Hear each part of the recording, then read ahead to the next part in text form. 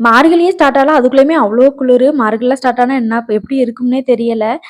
நைட்லாம் கிளீன் பண்ற வேலையே பார்க்குறதில்ல. எந்த வேலையா இருந்தாலும் காலைல பார்த்துக்கலாம் அப்படின்னு விட்டுறது. ஏன்னா நைட்ல தண்ணீல கை வச்சாவே ஐஸ் வாட்டர்ல வச்ச மாரி இருக்கு. அதனாலயே இப்பதான் ஒரு 2, 3 நாளாவே உடம்பு சரியில்லாம வந்து சரியா இருக்கு. அதனால எதுக்கு ரிஸ்க்? அதனால பொறுமையா காலைல எந்திரிச்சே பார்த்துக்கலாம் அப்படின்ட்டு.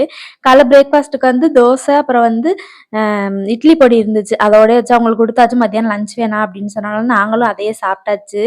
சாப்பிட்டுட்டு தான் அந்த கிளீனிங் வேலையெல்லாம் பார்த்தேன். நைட் யூஸ் பண்ண பாத்திரம், காலைல யூஸ் பண்ண பாத்திரம் எல்லாமே இருந்துச்சு. அதெல்லாமே கிளீன் பண்ணிட்டு, வீட்ல பால் கொஞ்சம் அதிகமாவே இருந்துச்சு. சரி பன்னீர் செஞ்சு வச்சுட்டா இந்த வீக்ல என்னைக்காவது யூஸ் பண்ணிக்கலாம் அப்படின்ட்டு, அதான் பண்ணிக்கிட்டு இருந்தேன். இப்பலாம் வீட்லயே செய்றதுனால சாஃப்ட்டாவும் இருக்கிற மாதிரி இருக்கா, அதனால அப்படியே அதெல்லாம் ரெடி பண்ணி வச்சுட்டு, நேத்தே வந்து துணி துவைச்சு போட்டிருந்தேன்.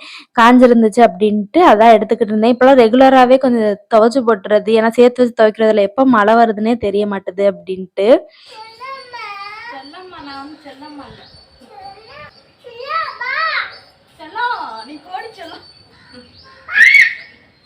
கதவை சாத்திட்டு வந்து வெளியில இருந்து இந்த வேலையெல்லாம் பார்த்துக்கிட்டு இருந்தேன்னா, ஆதிரா குட்டி வந்து கதவை திறக்கிறதுக்காக என்னைய செல்லம் அப்படின்னு சொல்லி ஐஸ் வச்சுக்கிட்டு இருந்தாங்க. எப்படிலாம் பண்றாங்க பாருங்க அப்படின்னு இருந்துச்சு. அப்படியே ட்ரெஸ் எல்லாம் எடுத்துட்டு உள்ள வந்து கையோடயே மடிச்சு அவங்கவுங்க ரேக்ல அப்படியே அடுக்கி வச்சாச்சு. Okay bye. மறக்காம சேனலை சப்ஸ்கிரைப் பண்ணிக்கோங்க.